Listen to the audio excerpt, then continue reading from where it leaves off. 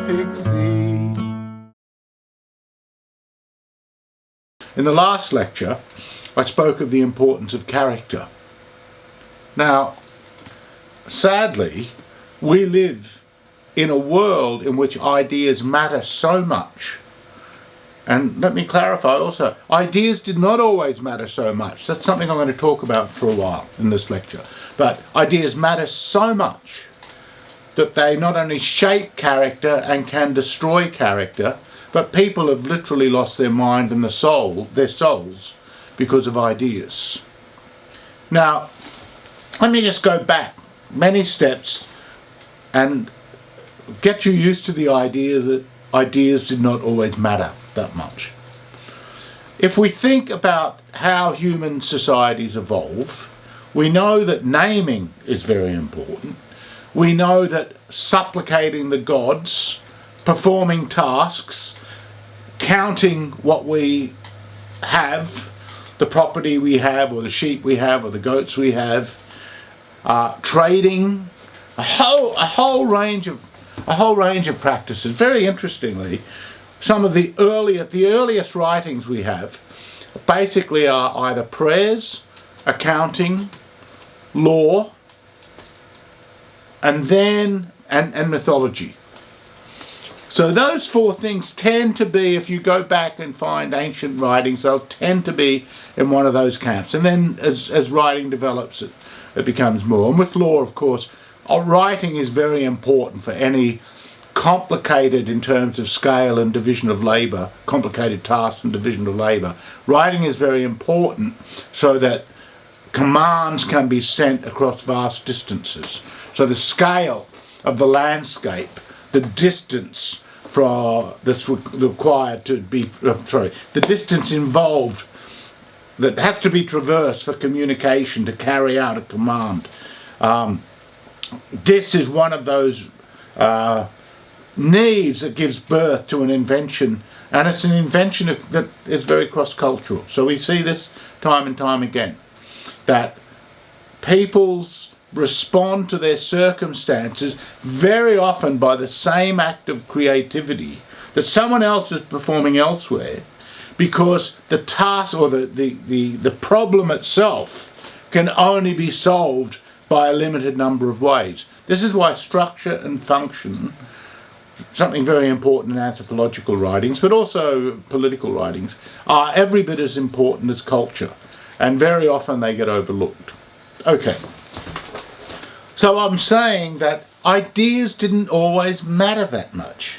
What I mean is this: in carrying out tasks, in being engaged with one's loved ones, the protection of the tribe, one is caught up inevitably in a survival mode through tradition.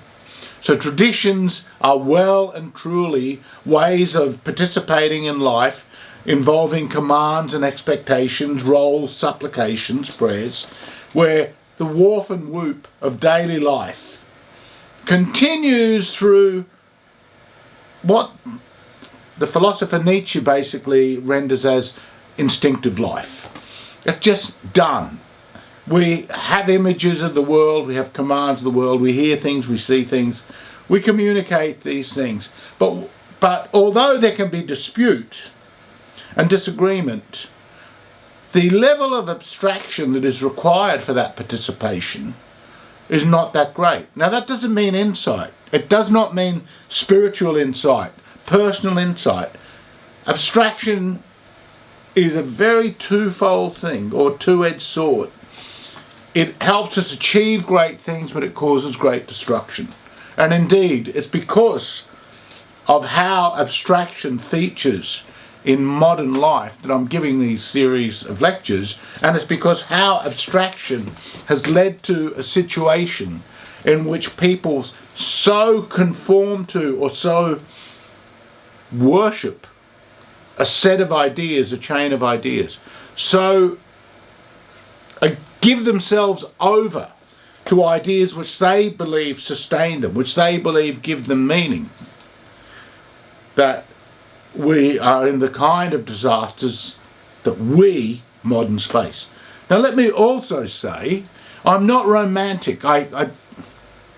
There's a whole group of thinkers called the Romantics.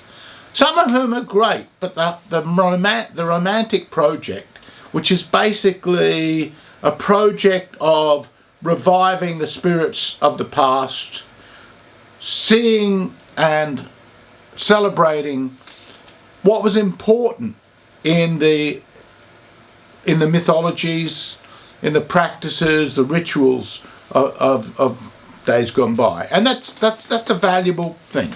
Every time we celebrate Indigenous peoples, or someone has a particular view of the Middle Ages about how great it is, we can see that the Romantics went there before them. That this is what the Romantics did. Because the Romantics could see parts of human existence which were really great. Well, valuable. Let's say really valuable. Because all parts of life, all forms of life have their problems. And this is the point I want to make here too. So I'm not saying that we moderns alone have problems, that everything was great in other ages, that when people didn't have many ideas, that was great. I'm not saying that at all. What I'm saying, though, is that the kinds of circumstances we find ourselves in, the fact, for example, that hundreds of millions of people were killed, or well over 100 million people anyway, were killed by communists and fascists in the 20th century. This is because of the ideas that they had. In fact, interestingly, I would say colonialism and imperialism are much more archaic modalities of doing power, and ideas aren't so important for those practices. That's a long way from where we're going now, but I just want to simply make the point that human brutality, the need for survival, the willingness to conquer, the conflict around resources, these are all pre-ideational features. But once you throw ideas into human circumstance and, let's face it, human character and the diabolical aspect of human character, the darker side of human character, then you have a whole new ball game of what you can achieve, because abstraction is a way of intensifying and exaggerating all those aspects of relationships which initially we carry out figuratively and specifically. But once we start generalizing, once we start having a bigger picture, as a lot of people like to use that phrase. In fact, I've always thought that the bigger picture is often a picture without features. That something is lacking, and that's part of the problem with abstraction. It's why people with abstraction can so readily dehumanize other people. Last week I was reading a really interesting book, and coming from Australia, it's quite astonishing actually that the book is not more widely known, and I should have read it decades ago. To my shame, I hadn't read it. And it's the story of a convict called William Buckley, who escaped. He had obviously stolen something and been sent out to Australia as a convict, and he and a few guys escaped, and he ended up with a group of Aboriginal people, and he spent 30 years with some different tribes. And the world he describes is simultaneously extremely fragile, aspects of warmth, love and beauty, moments of real violence. In fact, in one bit in place in the book, he says that at least once a month there were conflicts in which people were killed that he was privy to. There was cannibalism. There was all sorts of jealousy. That was something very interesting about the book, that jealousy involving women, not only within the tribe but between different tribes, was a major source of conflict. And one is reminded of the story of Helen of Troy and the Iliad. So this is very interesting, but the reason I'm raising this is because the world that he describes is so visceral, so real, and in which survival and the basic necessities and drives, including jealousy, are governing members of the group, and they figure out how to live with this. And again, being Australian, but not only in Australia, there's such a romantic view about Indigenous life, in which the Indigenous life, there's a character in Australia at the moment called Bruce Pascoe. He's written a book called Dark Emu. It's a huge hit, it's taught in the schools, and it's absolute nonsense. He may not be a bad guy, but the book is just terrible. And it's terrible because, I don't want to go too far into it, but it's because Bruce Pascoe basically wants Indigenous life to conform to the moral picture that Western people today have about what an ideal kind of life would be. And so he projects it onto them, and he says, well, they were really farming people. And it's just crazy. And they weren't nomadic, because if they were farming people, so the logic will go, we might see them as more developed and closer to us. And I think this is a dreadful and stupid way to be. We should enter into, in fact, if we thought more about ourselves and our complexities and our fragilities and our dark aspects, we wouldn't need to look at Aboriginal people in terms of, should we moralise them about them this way or that way? Should we condemn them for being like this or like that? They were cannibals, shock horror. At the same time, we don't also need to go, oh, they were cannibals, let's find a way to rationalise that. No, they did human things that human beings do under certain circumstances that fortunately, through a whole set of processes, we may not wish to repeat. In fact, would not want to repeat. It would be stupid to repeat them. And we do know more about some things, but abstraction also, you lose things as well. So the reason I brought that up is this other life world is one of the things that, Buckley is describing a world in which everyone has a role, everyone knows what to do. It's very violent, but it also has its beauty. But it's not a world driven by ideas. And in fact, historically, we know that the word idea is first coined by a philosopher. And indeed, jumping from Plato to modernity again, and the whole problem we're looking at, modernity is the various features of it that we take into account when we define it. Say modern science, technology, industry, trade, our administrative system. Every component is something that contains something that is contains something that is pre-modern. But once abstraction kicks in, once it's shaped by a certain mindset, a mindset that we call the way of ideas, there was a term first used by the philosopher John Locke. We realise that what we're talking about is a world which is being made by reference to seeing things a certain way, testing things a certain way, having a method that pertains to the different philosophies originally, and then the disciplines that come out of it, the different sciences we've had. And let's again bear in mind the human heart, which then circulates through the various desires, jealousy, ambition, willingness to lie. All of these features also intermingle with our ideas. They never escape our character. That was the point that I was making last week, that our character is always smothered over our ideas. The idea that we can escape from ourselves into an ideal world is fantastical. And the man that first invented that term, ideas, to some extent, Plato. I know in last lecture I said I liked him, but not too much. In the previous one I said I love him. Well, you can see I'm conflicted about him. Plato is fantastic.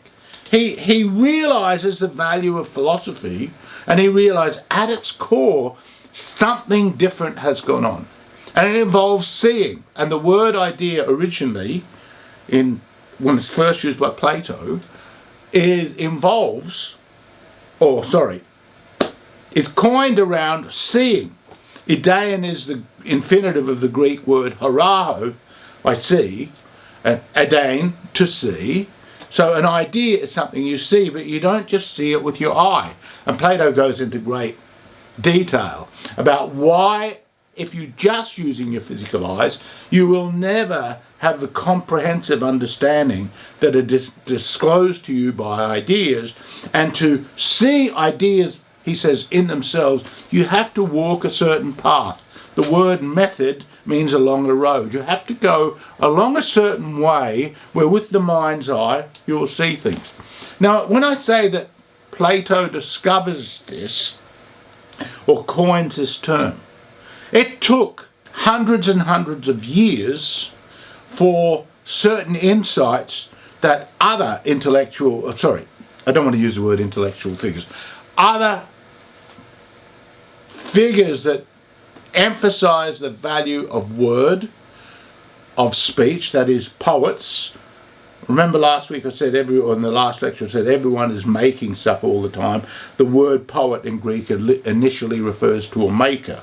And the poets were seen not only as making words, but making peoples, which is basically what they were doing. They were making people through speech, which is why people always appeal to what the poets said about the gods in order to have access to what were the divine commands. Now, this was a very Greek thing. Interestingly, in China, for example, and in India, you have something very similar to philosophy, and you're not abusing language to say that there is Chinese philosophy or Indian philosophy. There certainly was. But in Greece, the way in which it drove out, the way in which philosophy, through ideas, tended to drive out the old gods and introduce a whole new understanding of a metaphysical hierarchy, that was something unique, I think. I think it was far less capable, the style of philosophizing it did, far less capable of integrating philosophy with mythology. And indeed, that's why Socrates was killed.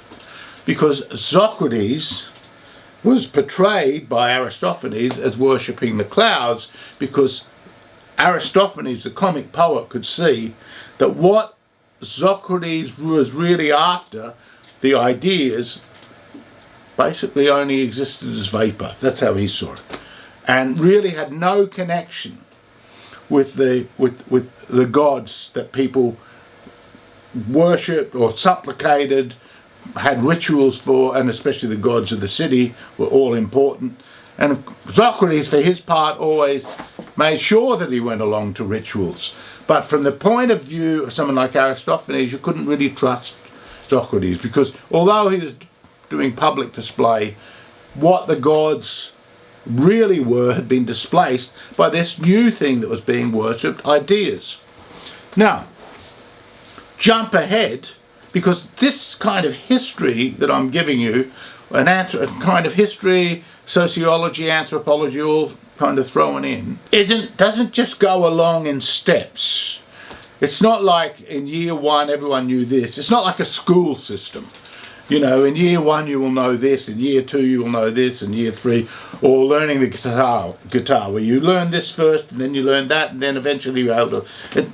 That's not the way history is made. That's not the way the human story is made. That's not the way we use the term evolution. It's a funny kind of word, because there's various adaptations which don't necessarily indicate any kind of progress. There's mutation and adaptation, but adaptation to whatever it is you have at the moment. And what you have at the moment varies drastically, whether, for example, after the fall of the Roman Empire, you know, the trading system all starts to collapse. Cities largely disappear, or mainly disappear. There's some left, but they generally disappear.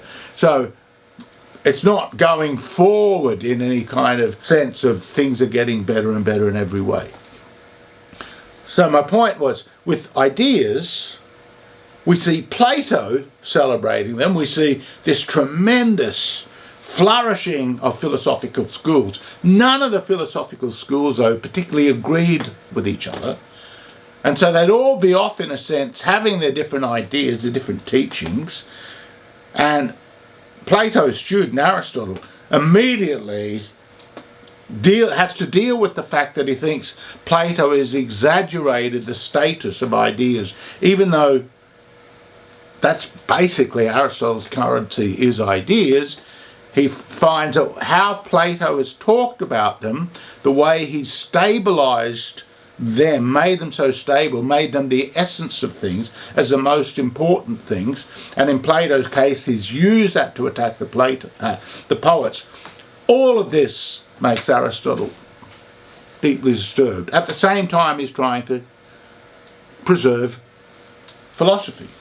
And philosophy is only preserved either as something pertaining to small groups. There were the Epicureans and the Stoics, small groups, schools, pagans like Plotinus and his students, or, and that's a big story, but in the West I'm talking about, or it's basically a component of theology. It works with the church. And the early Christians had a very ambivalent, some very hostile, some much more appreciative of philosophy.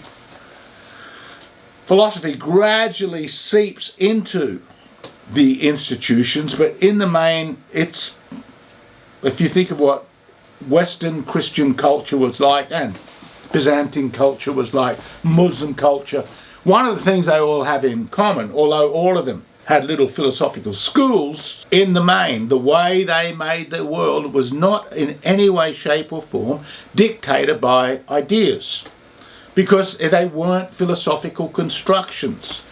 There were priests, there were scholars, but there were soldiers, there were all these different groups. And if I speak now more generally about the pre-modern, we'd say, well, all these societies, and until modern times, ideas didn't really matter that much. What mattered, your drives mattered, your loves mattered, the things you liked, maybe the poems mattered, the poetry, the mythology, the rituals matter, but an idea as such, something that you would inspect on the basis of the certitude it gave you about the way things are in the world. Something that you could define, identify in such a way that you could see the patterns all around you in a way that were definitional, not just practical. That's very important. The discovery of ideas comes from a far more primordial aspect of what we are, and that is we patternize things, we identify patterns. So someone who's doing medicine in Aboriginal medicine, say, or medicine in the Middle Ages. When I say medicine, collecting plants, discovering what the qualities of these plants. That's a very empirical thing to do. But they nevertheless are looking at patterns. But that's a very different thing from a systemic, ideational set of alignments between properties of things, so that you build and build and build. And it's like a tree, an arboreal system. The philosopher Gilles Deleuze is very critical of this style of philosophy he calls arboreal logic, but it is in fact that philosophy was very arboreal-like in the structures that it developed because it was looking always for genus and species. And the discussion around ideas was very much genus-species driven discussion. In the case of Plato, Socrates, who probably never used the term, but was looking for a way, as far as Plato and Xenophon's and possibly even Aristophanes' portrait. Aristophanes' portrait of him is a bit different, but looking for a way to discover what philosophers even prior to Socrates are called the one in the many. So looking for the property that made sense of the very dispersed aspects of existence, which we're trying to see, philosophers are trying to understand as a unity.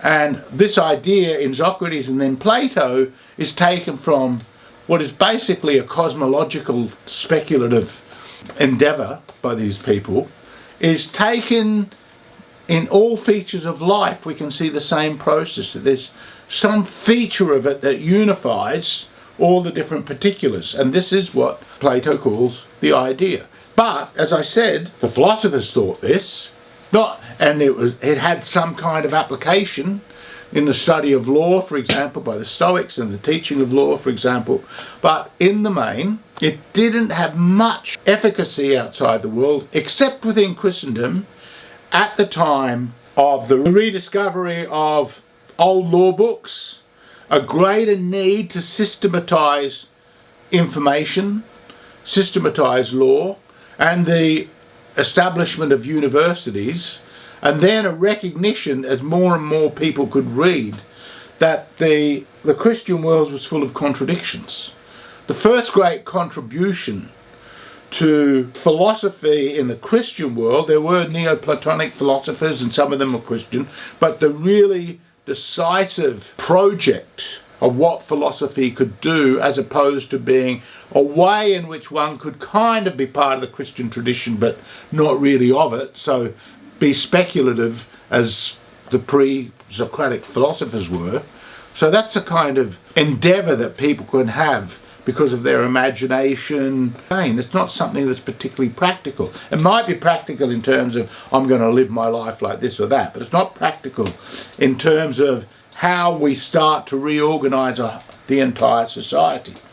Whereas what philosophers like Pierre Abelard could see is there's all these contradictions in this Christian tradition. How can people believe A and believe B? How can they X and Y?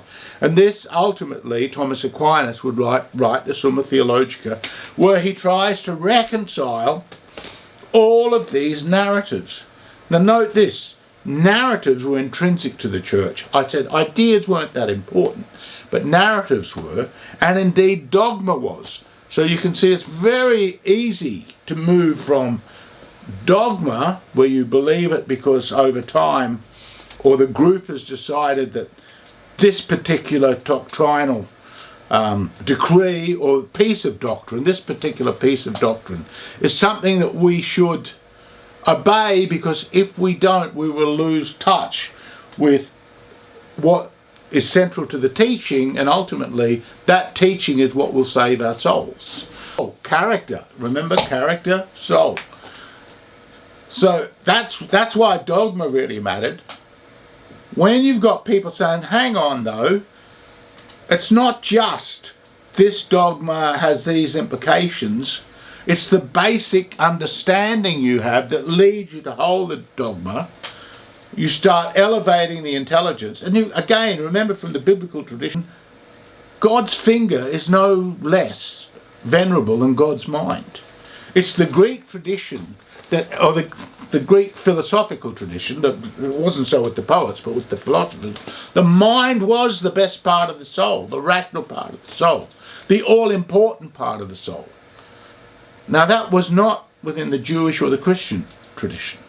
As I said, philosophy comes into the institution of the university within Christendom because there's this theology, there's all this dogma, this doctrine, and there's more and more people living off teaching this doctrine. It's very material, socio in the sense of Karl Marx, who I'm very critical of in a million ways, but I'll go along with that the economic conditions really matter.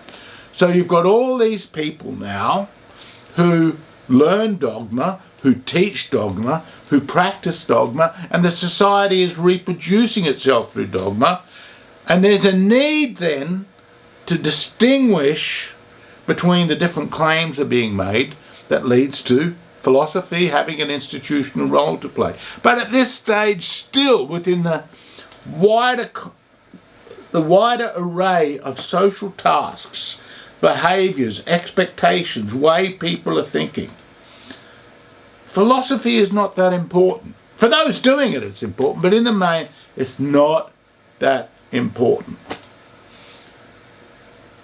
And I would say, and one can look elsewhere and say there were philosophers who were important, Confucianism, you know, go way back in China or that. Yes, yes, yes. But the same story everywhere. Nowhere, at any time, prior to the cusp of modernity, that is, prior to the decision or the decisive actions that a number of people took to try and reimagine the world, could we say that ideas mattered very much to anyone other than philosophers. We might also, if we want to think of science, the history of science, in a philosophical way, we might say, oh yeah, but surely the ideas mattered. Well, again, it was very empirical. And there's a big difference between studying the technology of something, the techniques of something, and having a systemic science around something. And again, there's winning and losing in both of those things. Okay. What created the need for ideas was actually the creation of a new kind of character.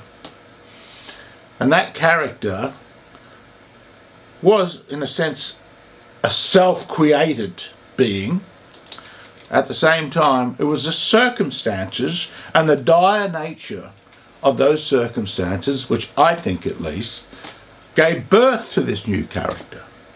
And the dire circumstances were because of the horror of the religious wars taking place within Christendom.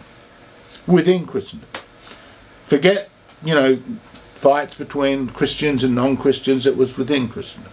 It all really came to a head with the 30 Years' War, which was simultaneously a set of religious wars and straight-out geopolitical wars.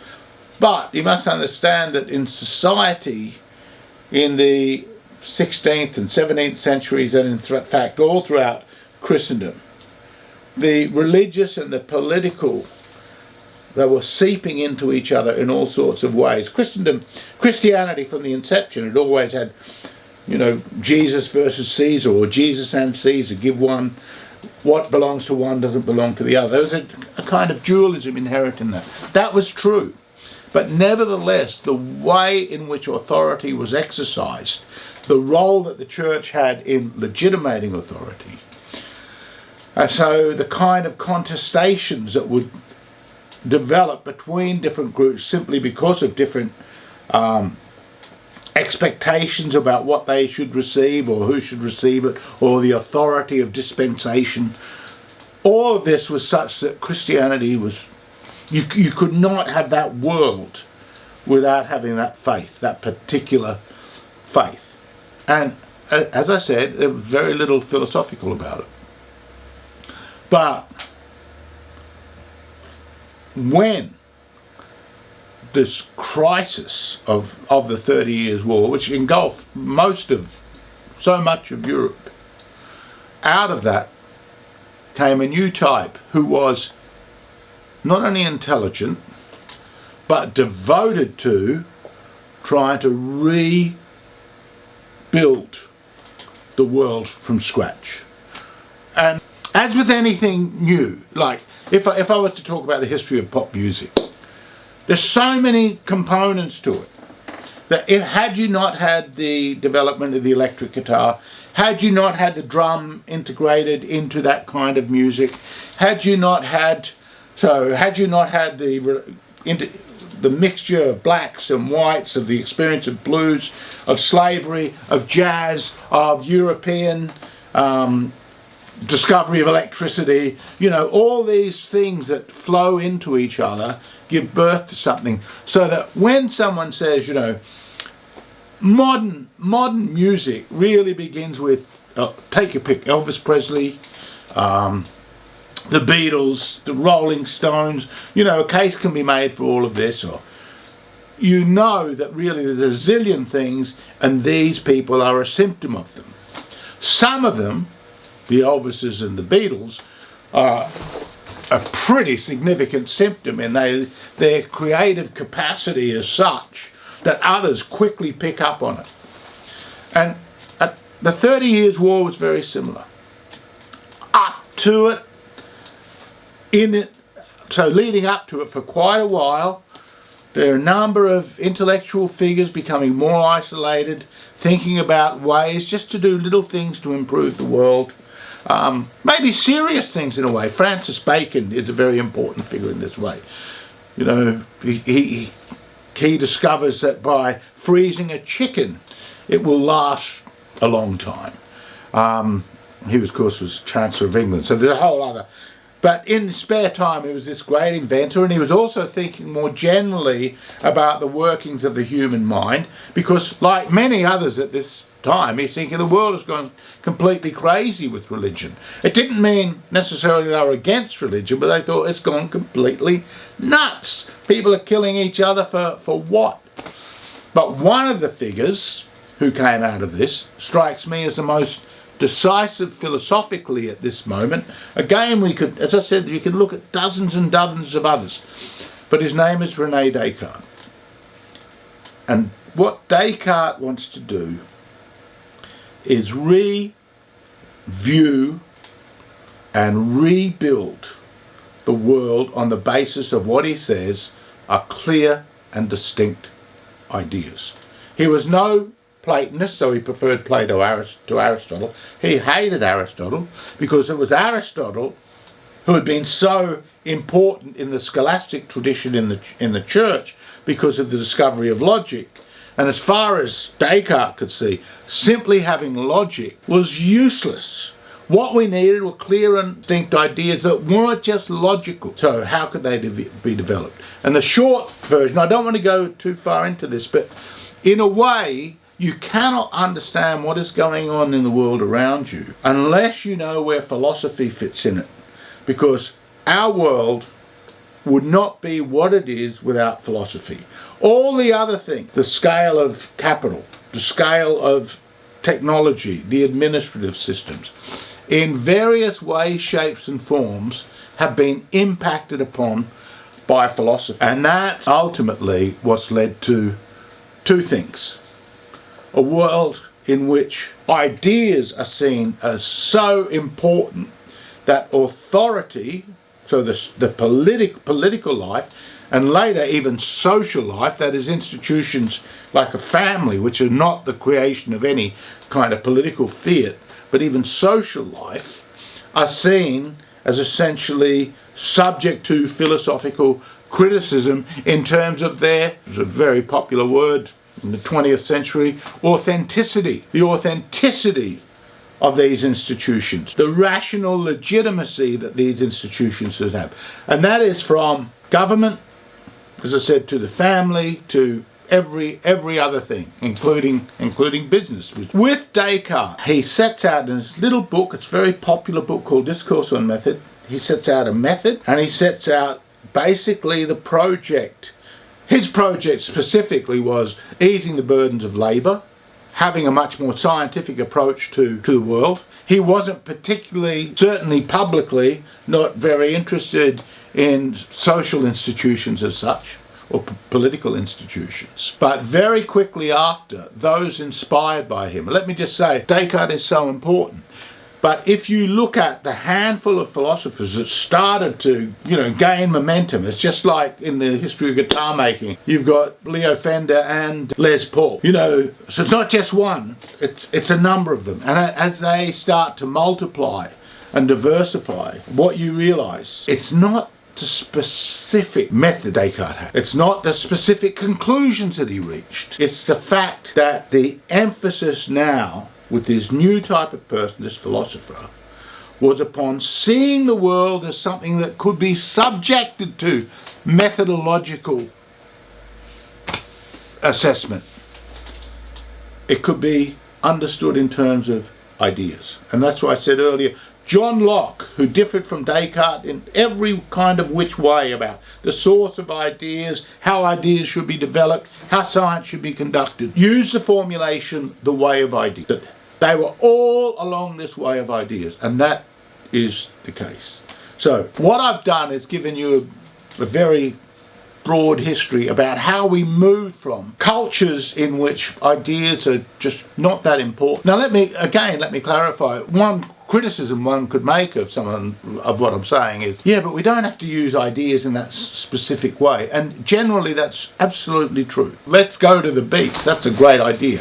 That's not philosophical. Of course, the word is now circulating. All people need a notion, an understanding of what you have, but it's the degree of reflexivity. It's where it fits in the schema of not only this, social reproduction, but also the classes and the modes of authority with which the society organises itself. So when ideas are seen as, that's just a word we use to try and make sense of something, that's not what we're talking about. What we're talking about is how a certain group of people, a certain way of speaking, a certain degree of abstraction starts to enter into our social orbit because of a crisis that came.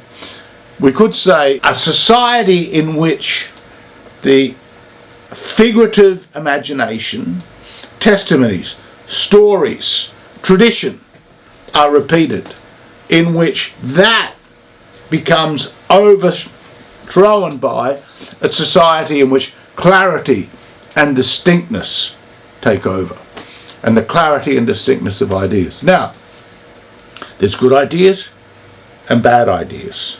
There's philosophies which argue that it's not ideas at all, that it's matter that really matters. Well, I'm sorry, matter is as much an idea as an idea. It's just a different kind of idea, a different way of processing it. It was a German philosopher, in fact, Georg Wilhelm Friedrich Hegel, one of my favourite philosophers, great thinker, and if the world were just philosophy, he'd be astounding, but it's not. The world is full of contingencies, so he has a limited value. But he pointed out, if I say, what is materialism? You can give me an answer, but your answer isn't material. Your answer is a set of ideas explaining what materialism is. And what Hegel had realised is that once we enter into a philosophical questioning, we're always going to move from ideas to ideas. He actually has an extraordinarily complex and brilliant approach to what knowledge based upon ideas means and how it systemically connects.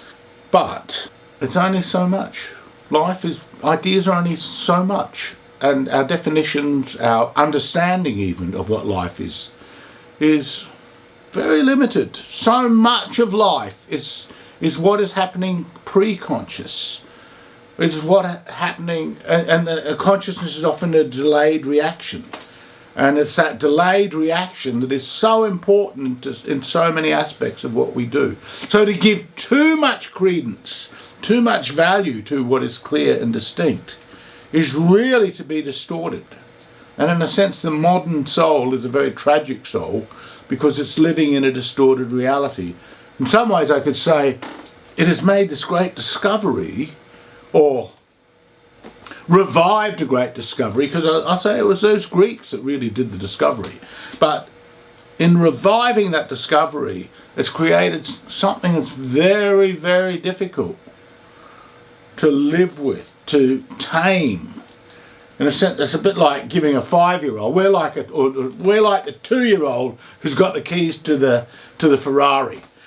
That's what we do with our ideas. And you can see the madness and mayhem that we're living in, the destruction of the planet, which many people would, want to put down to carbon dioxide or something like that. I really think the destruction really, and we can see very palpable destruction in terms of the actual body count that ideology has caused, is because of what happens with ideas. And I do not think that you can talk about this stuff in such a systemic way that you leave out the different dimensions, historical, anthropological, sociological, psychological side of it, and really get to the nub of it.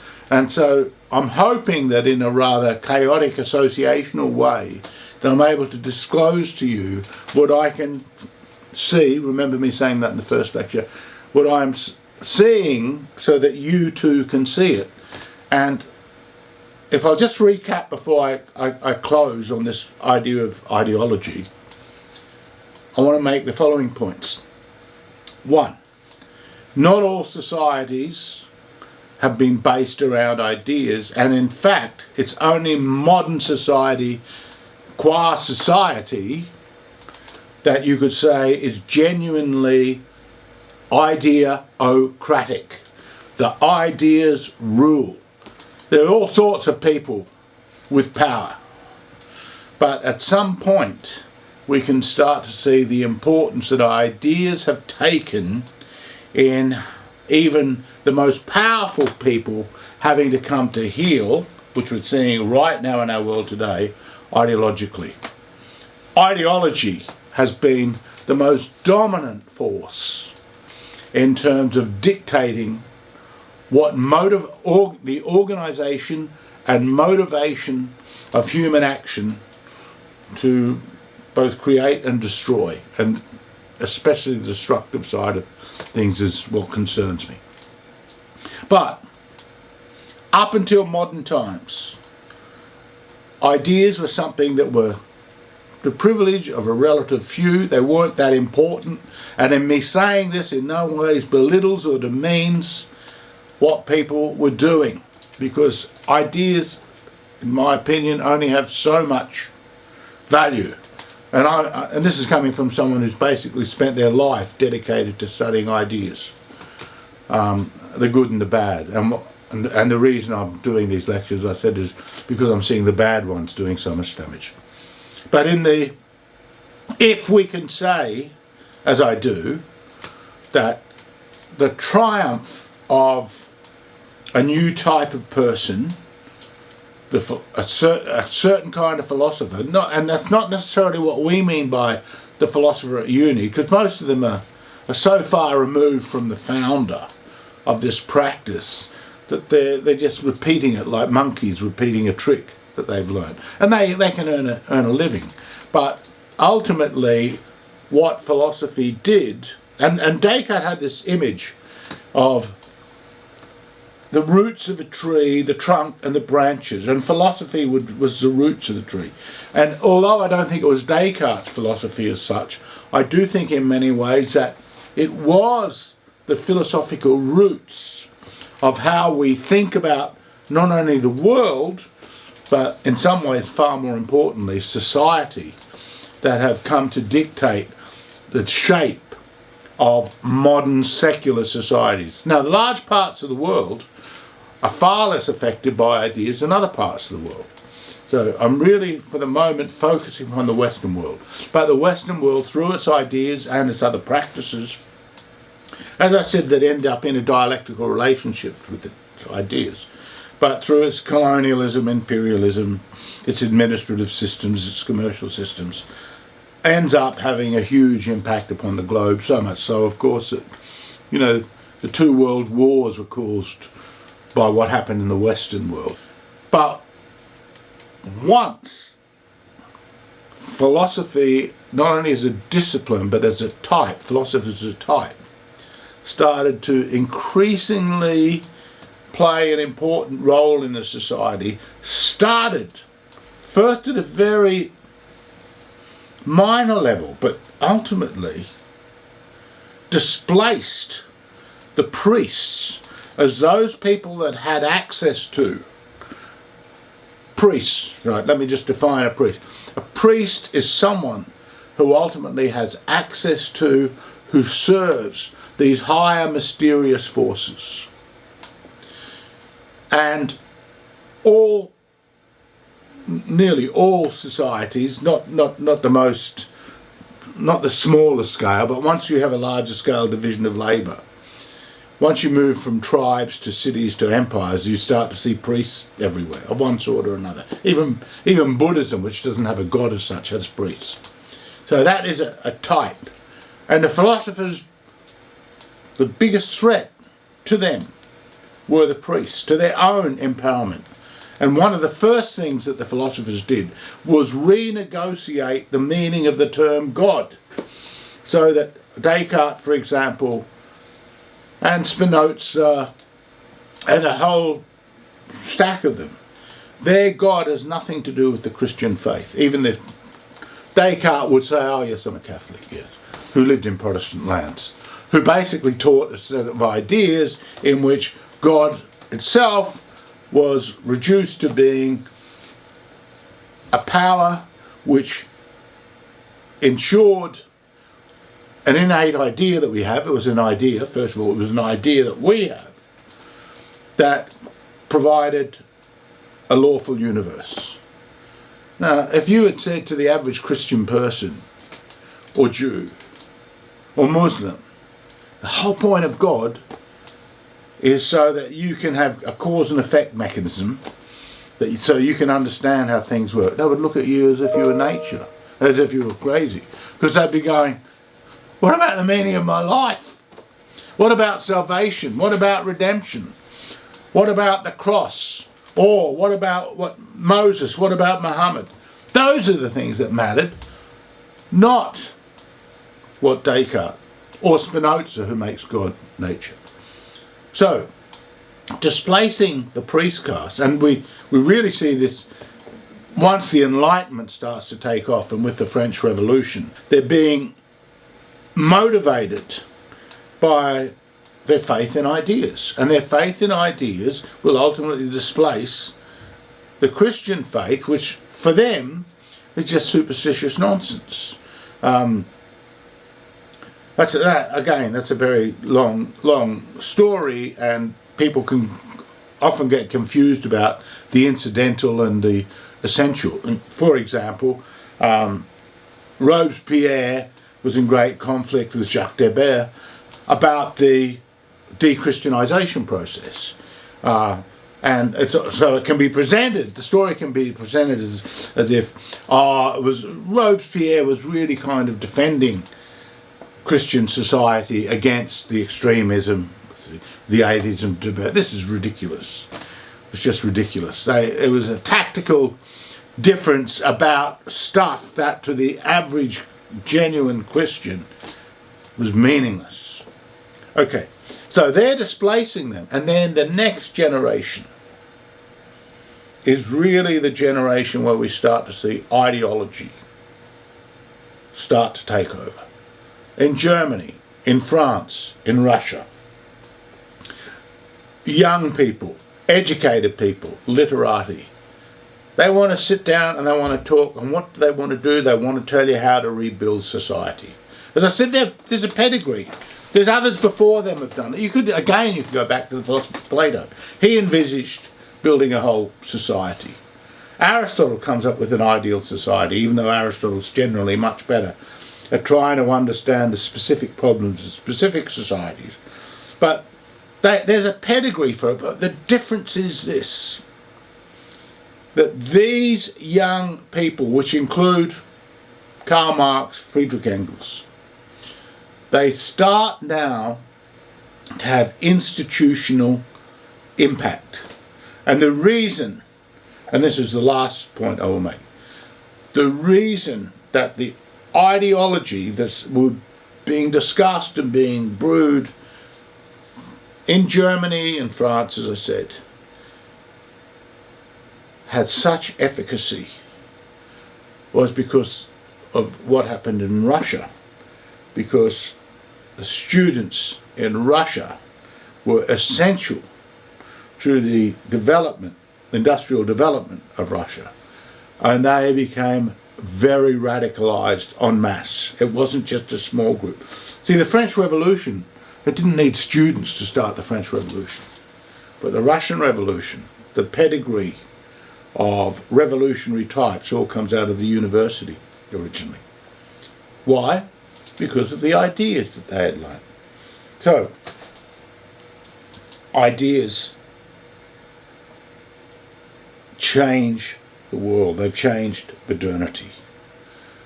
Ideology is basically, and I will give an entire lecture on ideology, but ideology is a way of thinking in which you think that all your ideas must align in a principled way to achieve a certain end.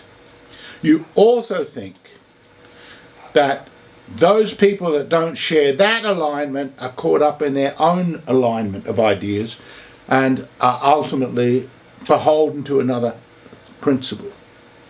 And the most radical people, and I don't use this in a good sense at all, are those that will think that people whose chain of ideas and ideational commitments differ drastically from them, or who disagree with them even if they don't really have an alignment, but they are purported to have, that they're less than human, that they can be done away with. Thank you.